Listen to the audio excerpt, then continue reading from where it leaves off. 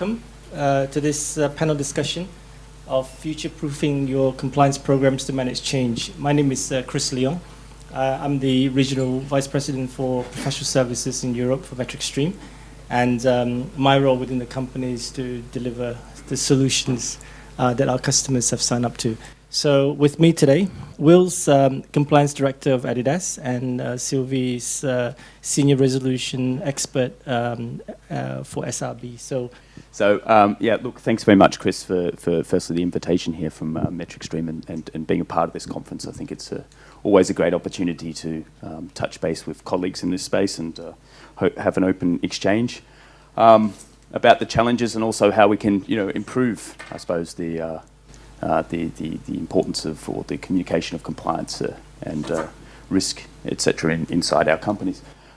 My background is as the director of compliance at Adidas, hence why I'm kind of dressed in a way that's opposite to probably everyone else in the room. But I usually do that firstly because our company usually promotes us to wear our own product. But secondly, it comes across a bit strange, I think, if I wear a suit, and it's awkward for you, awkward for me. So please excuse my attire, but I encourage you, if you get the opportunity, to buy some great shoes from our company and shirts. I hope everyone's heard of Adidas. We have about 60,000 employees across the world, across about 64 different countries. Obviously, we're in the business of sports marketing. We're in the business of manufacturing product and retailing that product, sports product, to our consumers. In terms of compliance, there's two main streams for us. I'm the internal compliance person. So for me, that means my focus is on anti-bribery and corruption, competition law, and fraud and theft. We also have a significant external compliance function focused on sustainability, workplace standards, certainly working with our subcontracted manufacturers to make sure they're doing the right thing in our factories. That's probably been the focus in the past. The focus is shifting a lot more for us into that core compliance type area. So for the last 5 years, I've been really focusing on building that up. So somewhat we're still in the future part, I suppose, of our build up. We have about 15 full-time compliance professionals around the world. We also operate a shared resource model, which I'm sure is common to many other companies here, with legal staff taking a lot of the compliance, shouldering the compliance burden or hat. What else can I say? I mean, across the board, we run the typical sort of prevent, detect, and respond aspects, things like training, whistleblowing hotline systems, also being responsible for compliance investigations, etc., risk management. So all those type aspects. So thank you. I hope that's not too long. Hand over to Sylvie. Thank you, Will.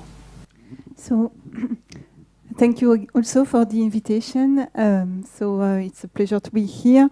Before I will start to speak, I just need to make a small disclaimer. So just to say that everything that I will say is on my behalf and that my company is not represented through this session. My name is Sylvie Focquet. I'm working for a new European agency which is called the Single Resolution Board.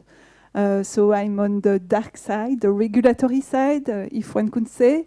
So this agency, in fact, is in charge of dealing with the failure of banks. So when a bank is failing or likely to fail, now there is inside the Eurozone, there is one authority which is in charge of taking the control of the bank and trying to minimize the costs for the public, for the people to save that bank. And this is the Single Resolution Board. So in my function, what I do, I meet banks and I prepare them for the worst.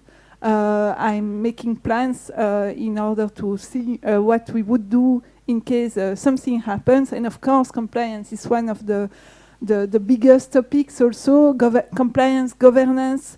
We discover sometimes when a bank is failing that in fact there are some hidden losses. We discover also that processes were not followed, that there were issues with third parties, etc. So there's the need to embed all this and to already prepare for how to survive when something happens on the compliance side. Thank you, Sylvie. So very, I guess, different sectors that you've come from. However, compliance as a function, there's a lot of similarities across different industry sectors. So you had, if you were here this morning, you've heard the talks downstairs about regulations. And so with a growing list of regulations in your industries, first question, how has the compliance function transformed over the period of time in terms of people, process, and technology? If I can direct that question first to Will, and then Sylvie. I guess, obviously, from what we've seen over the last 5 years or so, particularly on the technology front, is we wouldn't be able to survive, I think, without the major technological leaps and bounds that we've made. In many respects, that's kind of focusing and also mirroring the business setup inside Adidas, but it's difficult to think or conceive of a situation without some sort of significant technology behind it, particularly from things like workflow perspective. It's difficult to imagine how we could really deliver and get out our training to our employees across 64 different countries. Also in very different and sometimes difficult working situations from the perspective of we have a set of corporate employees, we have warehouse employees, we have retail employees who don't necessarily have access to all the same technology. So we've got to make sure that we've got the capability to reach them at the right times and to also track that. Similarly, also with things like monitoring action points, making sure that those have been properly implemented. Use of technology in investigations, just making sure we've also got a documented kind of audit trail as well for how we've gone about those things. It's difficult to imagine that or conceive of that happening without significant technological support. I think one really important point here to draw out, though, is that the technology is really supporting processes, not the other way round. We probably fallen into the trap, as I'm sure many companies have over time, of kind of trying to reach and grab at a solution and then developing the processes around that. We've learnt from that experience. Certainly we need to use technology to support processes, not the other way around. But I think the greatest transformation in terms of those three aspects is really the people one. Certainly I've seen the compliance function in Adidas, and I'm sure this is the same in other companies, is really developed in the sense of previously I had the feeling that compliance was kind of treated as the poor cousin of the legal department, particularly in the sense of this was some sort of thing that you did if you perhaps weren't that great or successful in law. I think it's fair to kind of put it that way. I've seen that transform enormously. I see that now because as I said, we've recently expanded our compliance function a lot. When we advertise those positions, we see now a bunch of applications come in from our own legal teams, who seem to be kind of desperate to get across to the compliance side. And I think they're desperate to get across because they've seen that compliance is really not so much a business partner or one-on-one type activity, but really covers a wide spectrum of the management setup within the company and offers a really diverse kind of range of skills or range of experiences right across things from risk management to communication to investigation. And I think a lot of, from our experience, a lot of the internal people are really looking for that kind of exposure. So for me, that's a big one. The people one there is really a big one. Also, that seems to be somewhat reflected from the cultural perspective. I've seen compliance really transform over the last few years from kind of, let's say, a stage of development where we would either tell ourselves that we're compliant or we have to do this, to really developing into something that people want to do and something that reflects not just policies or regulatory requirements, but something that reflects really the culture and brand protection in our case is very important. It hasn't been error-free from our perspective, and we certainly have slip-ups from time to time. But certainly it's seen now from a management perspective that the importance of compliance is really surrounds that kind of protection of the brand, and it's something we should want to do. So I think for me that's probably the biggest transformation of those three items. Thanks, Will. Yeah, Sylvie. So in terms of transformation, I have the feeling that the compliance function has evolved from what you said, some legal, I would say, static function to a more dynamic function, which is, as you said already, more diverse, and that should be embedded in the business and also very proactive. So, in terms also of pressure and of size of the fines that we can observe also for now, it's really impressive to see that over the past 10 years, for example, just in the US, the size of the fine has been multiplied by 5. So in about 10 years. And it's not only in one sector, it's in several places. For example, you take the car industry, they had to recall more than 50 million of cars in last year, so just in 1 year, which is more than twice at least the number that was 5 years ago. So it's really impressive. And also there are all those questions on data, on IT security. And yesterday I heard that there is this new leak of 1 tera of data, which is just 1,000 times bigger in terms of amount of data than what we had with the WikiLeaks.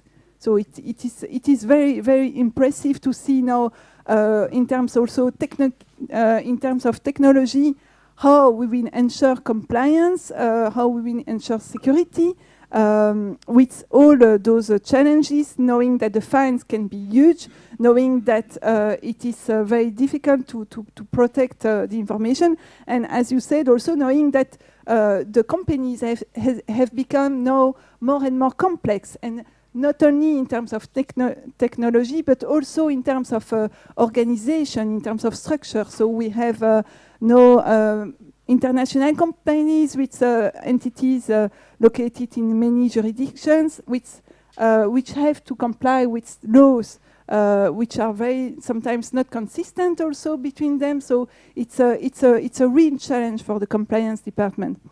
And as you said, we need now people who have a diverse background, who are able also to convince the business about this need of having a risk culture. So it is a role now which asks a lot of different competencies in order to be done, and which asks also to get the support from the top management. Yeah, I'll just add one point to that, because you mentioned the car industry, and that's a good one for us, a good one for me to create the analogy from. 5 years ago, if we had the kind of Volkswagen Dieselgate scandal, I'm sure that in our company we would have all said, good thing we don't make diesel cars, no problem. Very narrow, very kind of focused view of compliance. The question we now get is, how can we make sure this doesn't happen to us? That's the question we get from our management board. They want to be ensured that it's not, something similar can't happen to them.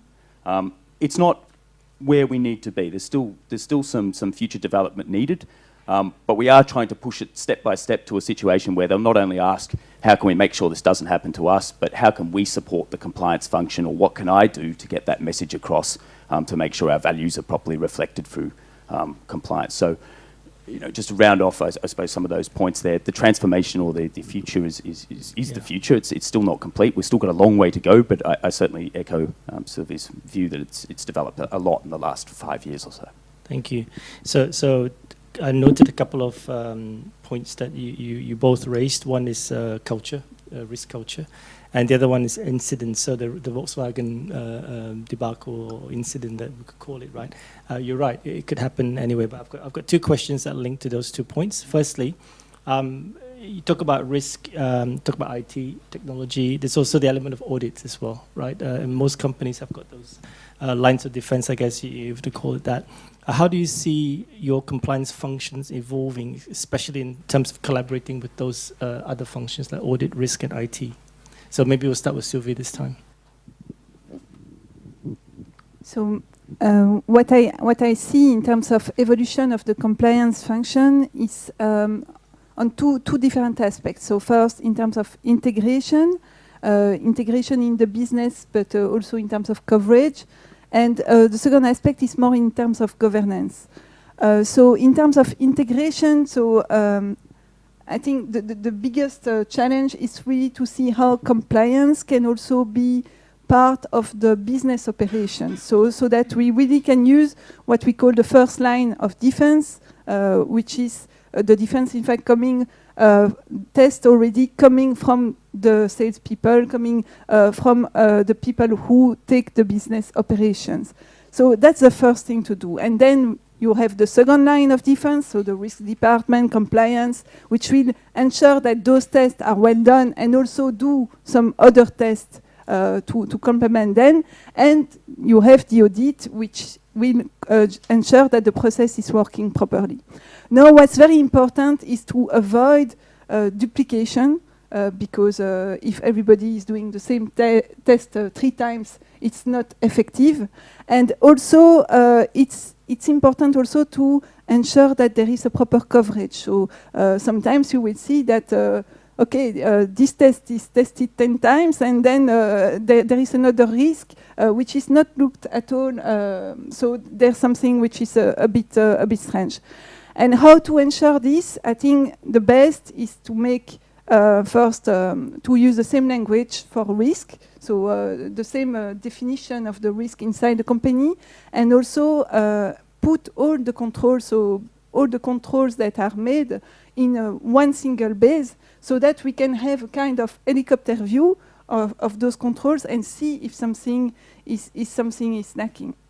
And then, of course, see what you can do with your IT in order to automate part of the test. They also have trainings and everything that's needed to ensure that the tests are working properly. So this is the part for the integration in the business.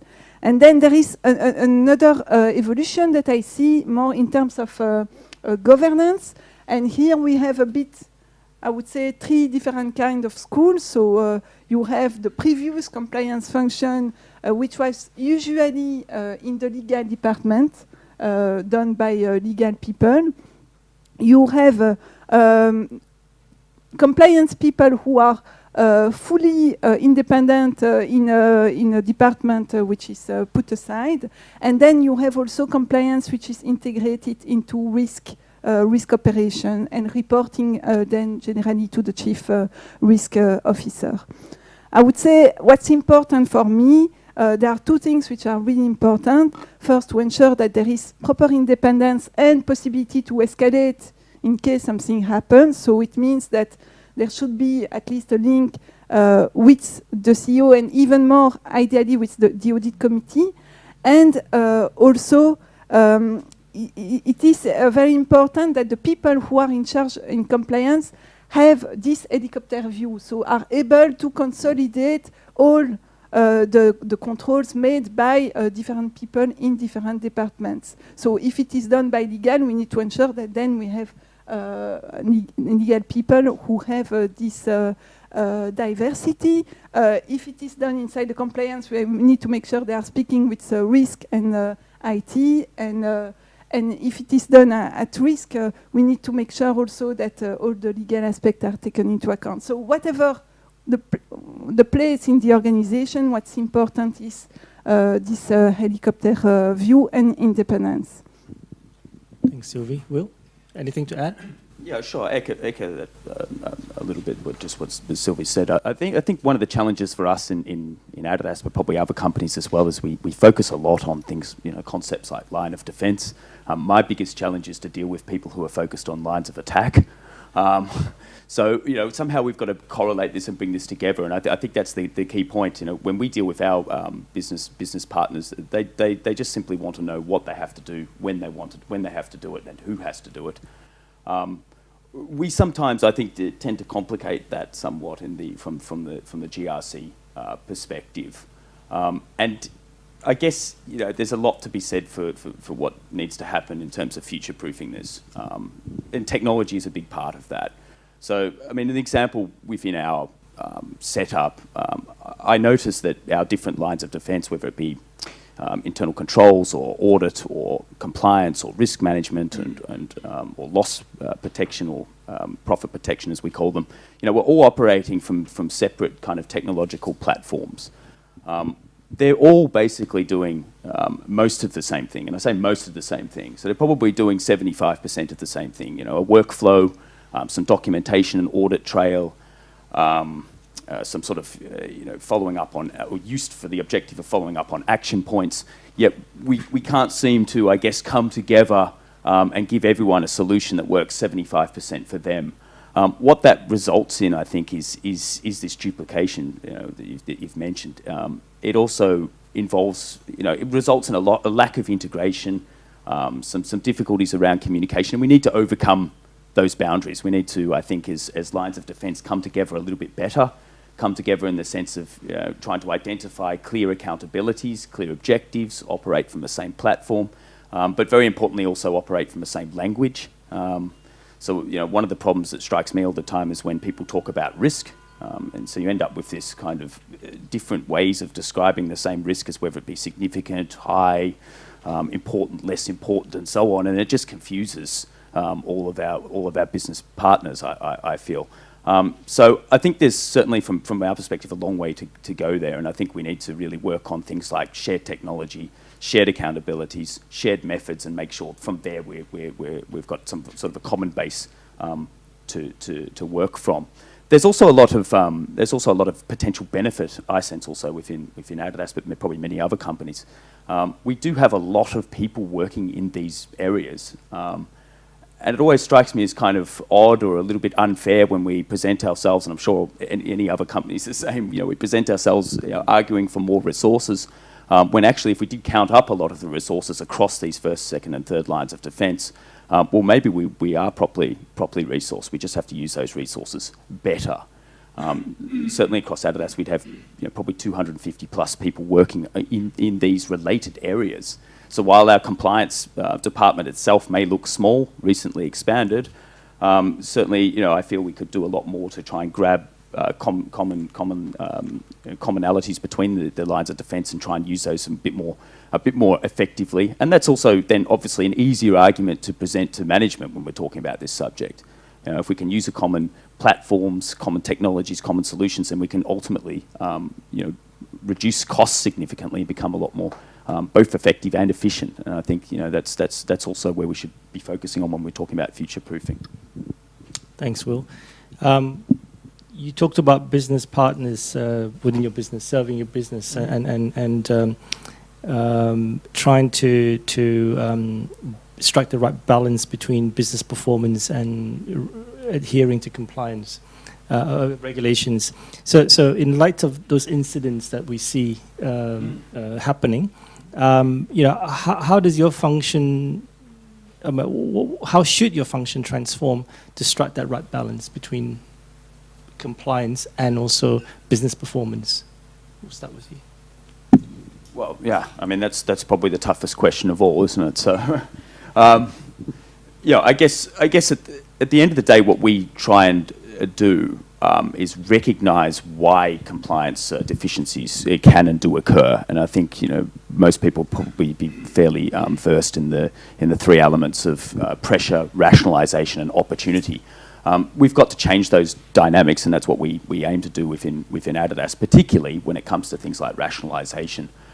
So from an internal perspective, we're looking at our own function. Of course, we want to reduce the amount of opportunity, but really, we're a marketing type company. So for us, rationalisation and communication are very central to that. What we try and do is certainly put this or frame this argument around compliance and business performance as being part of culture, as being part of values, of being part of something that we want to do and not just something that we have to do. That's a bit more the natural kind of place where we need to position it anyway, because we're not coming from a strongly or highly regulated industry as perhaps banking and finance or pharma are. But that's certainly how we try and frame it. So in that kind of what do we want Adidas to stand for? Thank you, Sylvie. Yeah, so to find this balance, it's not easy, and I would say that the first thing to do first is to know your company to know what are the main risks, where should you really pay attention to, and what is really important and what is less important. And once you have made this, then you can, I would say, calibrate your test, calibrate your checks around this. And we discussed about the fact that it should be embedded in the business, in the operation. There are some kind of regulations which are rule-based. There are other ones which are principle-based. It's not always easy to know exactly how to integrate a regulation into the business. When it's a rule, for example, if you need to ask for the customer ID before making a transaction, it is quite clear. But when it is more a principle, like, okay, you should not advise the customer for something that's not suitable for him or her, then it's more difficult. And that's where I think training it's really important. And you said it's not easy then to train the business correctly, because people are everywhere in different countries. But it's really key, because not all the rules can be, I would say, just tick the box. There are some decisions that should be made also by the salespeople, who are not just something simple, where they still have they have the need to use their own appreciation to understand if they are following the spirit of the law, or just, I would say, if it is something that's not really necessary. And also, you spoke about risk culture, and I think that in order also to get this buy-in from the business and this balance, it's really important also to see what is the value from compliance, and that it is also understood by the business people, because of course everybody can understand that we want to avoid to have fines. That's quite simple, but there are also other benefits from compliance. The first one being you preserve your reputation. And as said by Warren Buffett, it takes 20 years to build your reputation and 5 minutes to ruin it. So it's really important, because then the impact are on the customer, also the provider. So there are many impacts. And we spoke about how to quantify the risk. But in fact, sometimes it's not easy to say qualitatively it's significant or it's measured or something. But I had the case once where I was discussing with one member of the board previously, and he told me, yeah, for the reputation risk, we know we put 0. And in fact, it's the only number where we are sure it is false. So it's important that the people inside the business understand that reputation is important. It's not only about avoiding fines, and in fact the other way also to get this risk culture is also to see how all these projects which are made for compliance reasons first can also be used also in the strategy of the company. And what we see now is that we have big players, for example, big insurance companies, which have made a lot of efforts on data quality, for example, and now they are using also this in order to calibrate their price and to see which market they will enter in. So it's really interesting to see all the links that can be done between first just a check for compliance and then something that's useful for the business. Yeah. Just on the people side again, and one of the things that strikes me over the last several years operating in the investigation space as well is that we often, it's not just reputation of the company, but we often lose, I think, good employees to sometimes silly mistakes, and I think that's something we shouldn't also lose sight of. Particularly in the fraud space, I don't think there's many managers who come into the room and say, okay, well, let's commit a fraud right now. What happens is it gradually goes down that path of exploring creative illegal methods as operational pressures increase. What's important here is to recognise that a lot of those same people who are engaging in that fraudulent behaviour and who reach a crossover point of becoming objectively and obviously engaged in that behaviour are also, quite often, in our experience, quite capable people, quite intelligent people. And it's sometimes hard for our company to separate from them and to let them go, and disappointingly so. So on the one hand, there's definitely the reputation aspect, but on the other hand, we also should be looking at this from an HR type perspective. Of those people are very difficult to replace, and we need to make sure that we're properly catering for them, so they understand that yes, there's pressure. But that doesn't mean that we should be rationalising, non-compliant behaviours or using the opportunities there in order to try and meet the objectives or meet those pressures.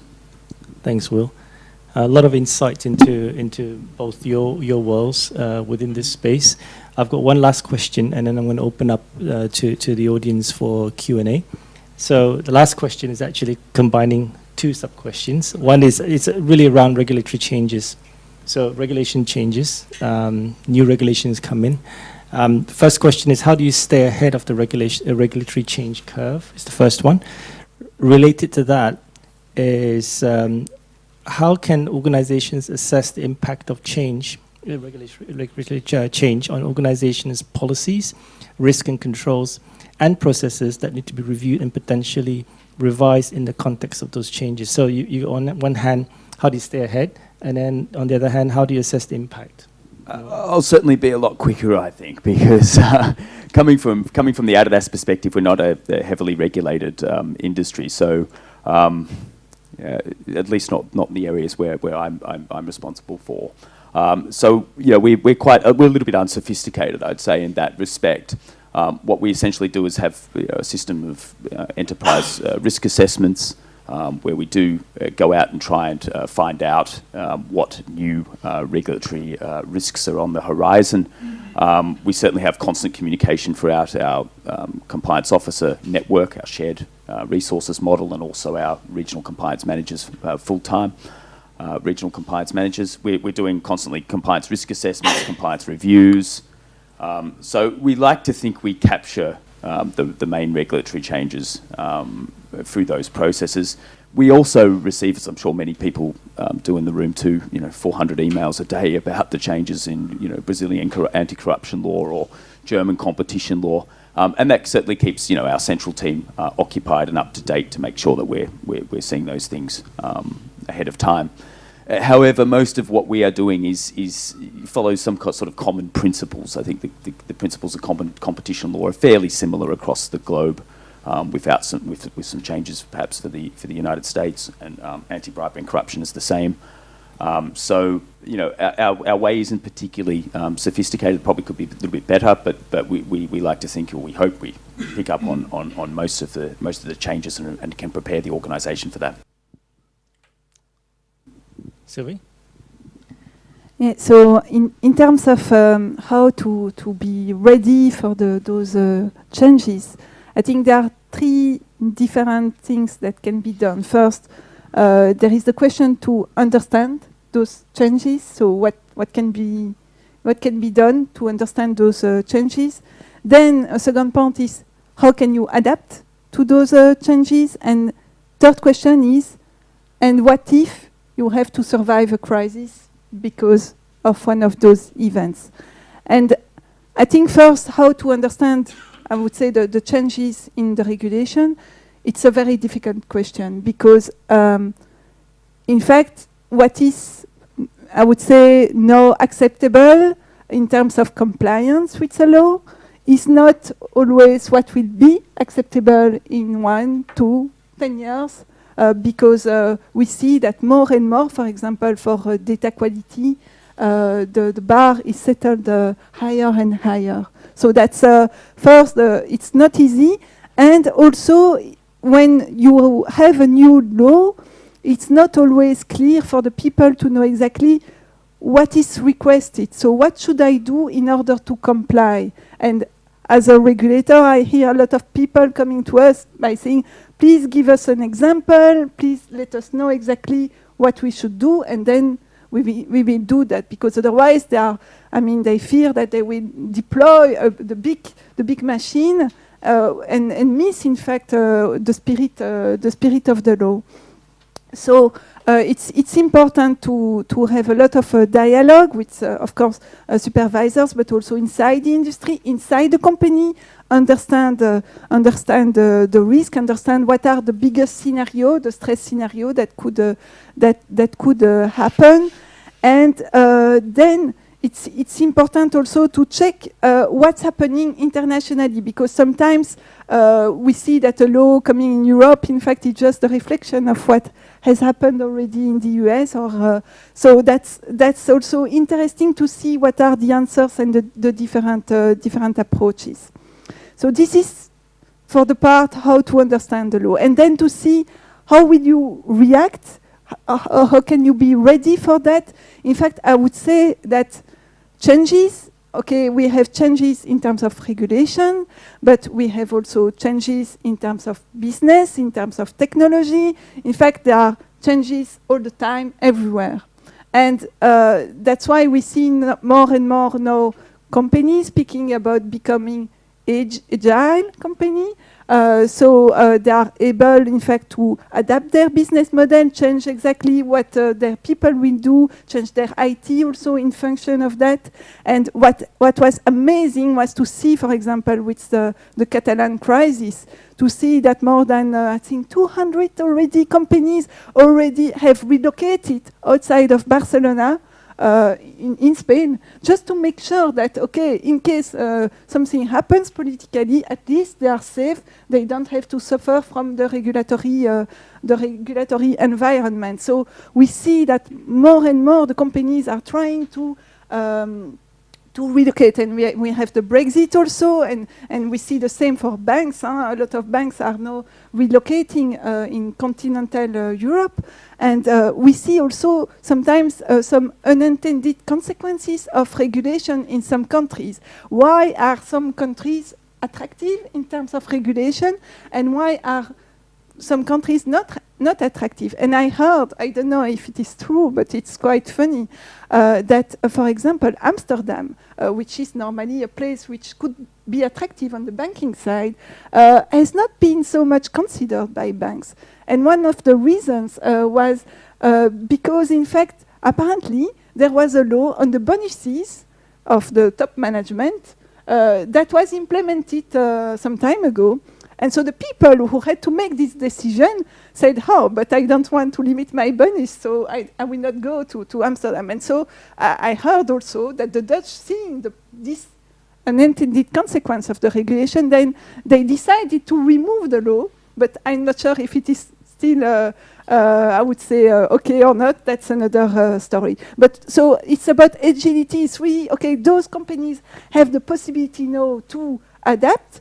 And so it's really important, also in the regulatory perspective, to be attractive for those companies. It's both sides, and it's important that the company knows exactly what are the tools that they have in order to adapt for those regulations. And then, last but not least, in case something happens, it's also important that the company knows exactly how will they deal with the crisis. So imagine tomorrow there is a big fraud, or there is a cartel, fine due to a cartel, for example. We just got the case of Lufthansa having denounced the other freight air companies in a fine of 700 million of euro. So what happens if tomorrow the company has to suffer a big loss? And in terms of reputation, how will the company deal with that? So it means in terms of communication, how will the company reach the customer? We spoke about reputation risk, but really we expect, I would say, at least on the banking side, to see action plans, to see exactly how the company will speak with the customer, also with the critical providers, to see how they will continue then to receive the financing they need, even in case of crisis. So all those questions need also to be tackled, because in fact, it's important not only to prepare in terms of compliance, but also to be able to react if something happens. And then maybe just to go on your second question, so what should you do in order to assess that your compliance program is in fact enough good? I would say first it's important to regularly have an assessment of your program. That's the first thing that you need to do. And then, of course, so we spoke about database, etc. But something that's very important also is not only to see, okay, what are the points where there were frauds detected in the company, but also all those successes where your compliance program has worked, or where, in fact, you just had luck. So you were lucky and you did not suffer the loss, but it's also important to register this in order to see, should you improve your compliance program, or can you just let it like this? Does it work well? And I would say, just to finish for this, of course, you will never have something that's perfect, but as we say, the perfect is the enemy of the good. And what's important is to see that you are improving continuously and on this track. Thank you, Sylvie. Sounds like words of advice for how you can future-proof your compliance program. So anything else you would like to add just to finish off, Will? I'll just quickly reinforce that point. I think it was a very good point about measuring the success and so on, and we also try and do that. We try and make sure we've got a strong compliance resume, and I think that ties nicely back into a couple of the earlier questions of, just, particularly when it comes to the value of the compliance function. We should be able to demonstrate that, and that's not just from our management having to recognise it, but us also having to positively communicate the successes that we've had. So just to finish off before I open up to questions, 3 words as words of advice to the audience in terms of, so if you were to pick 3 words off the top of your head, would you like to, agility is one. What else would you? I would say risk culture, of course. That's. We only get 1 word each, right? No, you can have 3 words each if you want. We could say culture. Okay. There's probably many words, but culture is certainly at the centre of it. Technology helps, but technology supports processes. In order to get those processes, identify them, to implement them, the culture has to be there. And if it's not, then we're probably on the wrong boat. So we need to make sure it's there. Thank you. So let's. Any questions from the audience? Yep. Maybe a recent case I followed from press regarding Adidas in US, high school basket. Yeah, to college, high school, between high school and I don't know the details. I just remember something like. So, for example, thinking of that a little bit, talked about Volkswagen also. What do you do, like other than the investigation of the topic? How does it contribute, or does it have a contribution to your compliance program, this event, or has it fallen on your plate? Maybe you don't know anything about it, or I don't know. Yeah, I mean, ultimately, it's an investigation that doesn't directly affect us. So, for example, the main point there is that someone is being prosecuted who's an employee of us, but it's not actually against the company as such. But how we deal with it initially is to recognise that obviously as a point we need to focus on. So we are, conducting naturally, compliance investigation and reviews into that. Would of course be preferential that things like that didn't happen, but now it's incumbent upon us to really review why that kind of why that happened, how it happened, and what controls we need in place to make sure that doesn't happen again. So I think it's not something that I'm directly managing now, but other people in the legal team are looking at, because it is a complaint, a criminal complaint. So yeah, I mean, ultimately, how we manage that is to investigate it, to review it, to try and get to some sort of basis of what the facts are. Naturally, we'll then move to sanctioning the people if there are other people involved, and then go to the stage of making sure we put into place the controls to reduce the opportunity of that happening again. what is to take a positive out of that, or to take a, as we should try and take a positive out of these kind of crisis type events. Certainly, that puts the highlight, or puts the light, shines the light very strongly on why this is all important. In the scale of things, it's certainly not the greatest compliance failure ever, or one that we know of in Germany as being it's extremely significant. But it certainly instantly shines the light on why this topic is important. So I guess to take a positive out of it, we're trying to show or trying to highlight why that is something. Even there's kind of more small type issues, or what seems to be small, from what these people may or may not have been doing inside, and it's not inside the whole college setup. Basketball setup can have massive effects, and I think that also echoes Sylvie's points. That you're being judged sort of 5 or 10 years in the future as well. So we need to make sure that the principles and the culture properly reflects that these types of questions are being escalated at the right time, instead of waiting for someone else to take an objective look at things and not be happy and prosecute a range of people, including some people within our own company. And linking to that, maybe both of you mentioned the reputational risk, so to say, high degree. Internally within your companies, I'm thinking mine, it doesn't really work ideally. Are you linked to the communications department, for example? I mean, yeah, you probably talk to them, but is there an official, so to say, mandate or link? How does it work? Does it work good? Are you happy?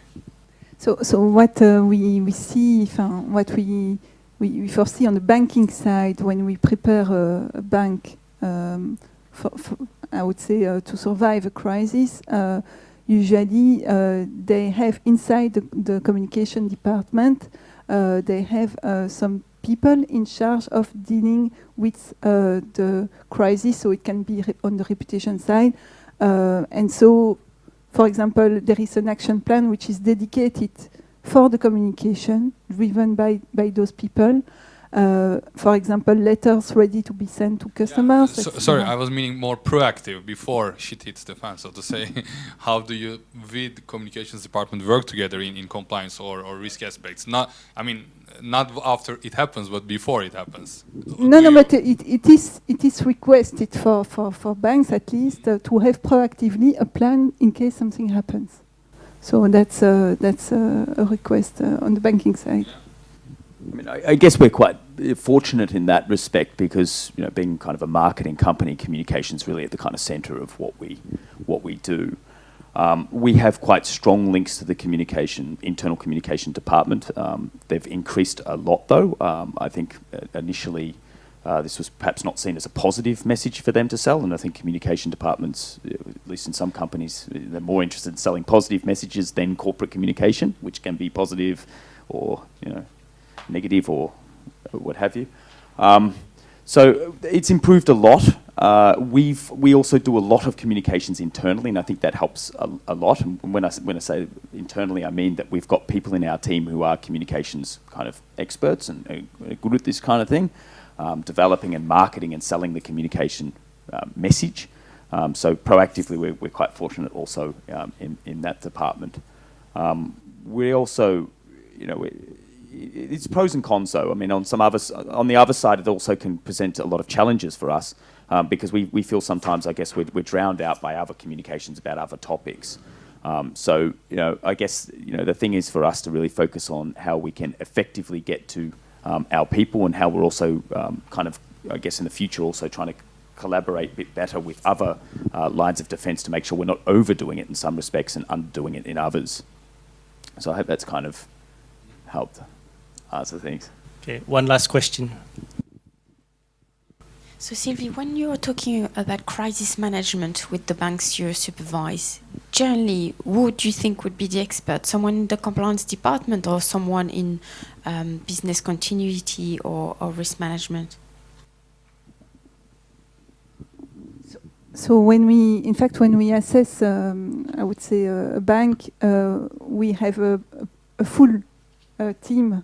So we need people on different sides, because indeed there are many issues to deal with. First, we don't know what will be the trigger for the crisis, so it can come from different sources, and so we have a lot of legal questions, because a lot of questions are related to the structure of the company, to see exactly. I spoke about agility, but it's really to see also how we can, for example, separate entities, how we can also fire people in case of the need for the company to be restructured. So there are a lot of legal questions also on the financing side, when you need to have funding from one entity to another one, to really understand what are the constraints and how you will be able to inject capital into a subsidiary, for example. So we need to take all these elements into account, but there are also IT elements and other components. Yeah, it's a full picture. Thank you. Thank you. I think we're out of time, so if you can join me in thanking Will and Sylvie for their time and insights. Thank you.